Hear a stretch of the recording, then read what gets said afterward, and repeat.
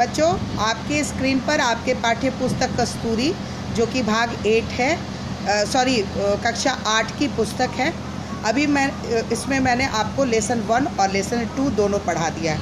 आशा है बच्चों आपने उन दोनों लेसन को बहुत अच्छी तरह से पढ़ा होगा, समझा होगा। उसके प्रश्न उत्तर को आपने अपने कॉपी में नोट भी किया होगा। बच्चों चलिए अब आता है हमारा रिवीजन का समय, यानी कि जो कुछ भी हमने पढ़ा है अब आपकी बारी है उसको लिखने की। और अब मैं ये देखना चाहती हूँ कि जो 2 अभ्यास मैंने आपको कराए हैं आपने उसे पूरी अच्छी तरह से उतारा है या नहीं। बच्चों, आपके स्क्रीन पर आपका पहला लेसन है सीखो। याद है बच्चों, आपको प्रकृति के माध्यम से कुछ बातें सिखाई गई थी। मुझे पूरी आशा है कि आपने इस कविता को याद करके रखा होगा। आपके सामने एक संदेश आ रहा है, प्रकृति हमें आदर्श जीवन की ओर प्रेरित करती है। और बच्चों, प्रकृति हमारी दोस्त, हमारी मित्र, हमारी सहचर होती है। प्रकृति हमें बहुत कुछ देती है, बल्कि हमसे कुछ लेती नहीं है।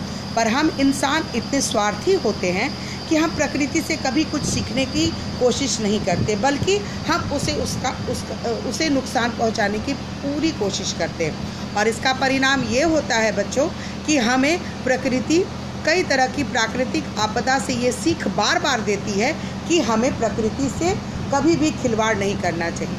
बच्चों, आज ये कोरोना वायरस से हम सभी घर में बैठे हुए हैं। ये क्या है? ये हमारे इंसान के द्वारा किया गया एक ऐसा भयंकर भूल है जिसका परिणाम ये है कि 2.5 महीनों से हम अपने घरों के अंदर बंद हैं। एक इंसान दूसरे इंसान से मिल नहीं सकता है, बातें नहीं कर सकता है, क्योंकि अगर वो एक दूसरे को टच भी करेगा तो उसे बीमारी हो जाएगी। तो बच्चों, ये हमें भगवान के द्वारा, प्रकृति के द्वारा दिया गया एक सज़ा है और इस सज़ा से हमें सीख भी लेनी चाहिए। बच्चों, पहला लेसन था सीखो। दूसरा लेसन है बच्चों एक कुत्ता और एक मैना। हम लोगों ने इस लेसन में पढ़ा कि किस तरह से गुरुदेव रविंद्रनाथ टैगोर जो हैं वो शांति निकेतन को छोड़कर एक 3 मंजिले मकान में रहने जाते हैं और उस प्राकृतिक वातावरण में, उस प्रकृति के वातावरण में वहाँ बहुत सारे ऐसे जीव जंतु आते हैं जो गुरुदेव के मित्र बन जाते हैं। उसमें एक कुत्ता होता है जो बगैर किसी पता के गुरुदेव के पास पहुंच जाता है और गुरुदेव को खुद आश्चर्य होता है कि इसे मेरे आने की सूचना किस तरह से मिली, और वो गंतव्य स्थान पर पहुंच जाता है।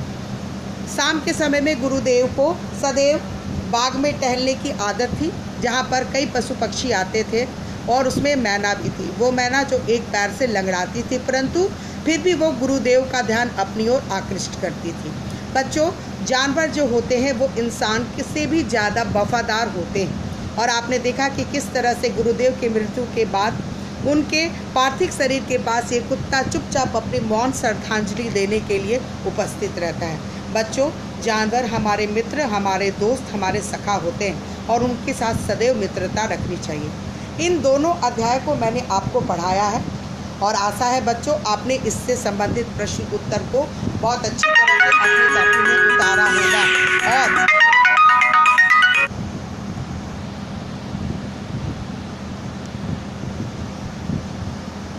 बहुत अच्छी तरह से अपने कॉपी में उतारा होगा। और अब बच्चों इन दोनों अध्याय से संबंधित रिवीजन आपको अब अगले स्क्रीन पर नज़र आएगा, जिसमें पार्ट 1 और पार्ट 2 दोनों का रिवीजन है। और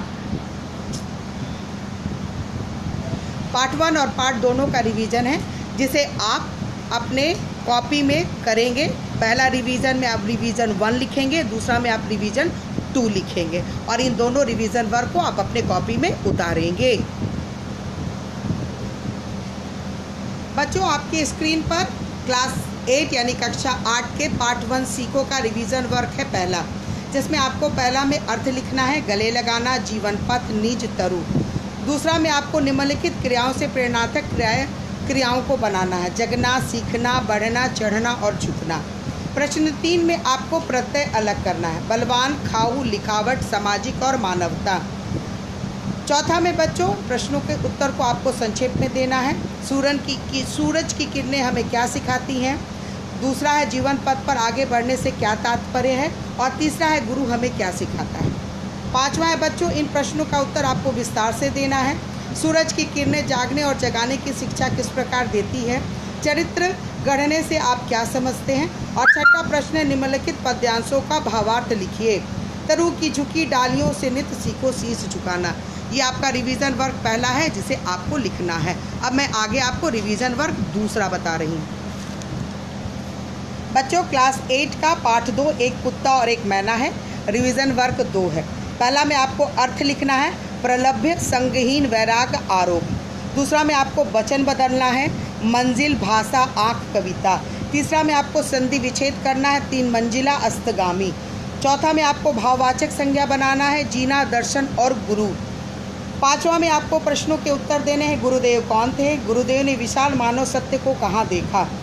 छठा में आपको संक्षेप में उत्तर देना है, श्री निकेतन क्या है, श्री निकेतन में गुरुदेव किसके साथ रहते थे, गुरुदेव ने लेखक के किस शब्द को पकड़ लिया था, और घ है कुत्ते को देखकर गुरुदेव को आश्चर्य क्यों हुआ। प्रश्न 7 में बच्चों आपको विस्तार पूर्वक उत्तर देना है, गुरुदेव कुत्ते की स्वामी भक्ति का वर्णन किस तरह से करते हैं, गुरुदेव ने शांति निकेतन छोड़कर कहाँ रहने का फैसला किया था तथा क्यों। बच्चों ये दोनों आपका रिवीजन वर्क है जिसे आपको अपने कॉपी में सुंदर अक्षरों में उतारना है।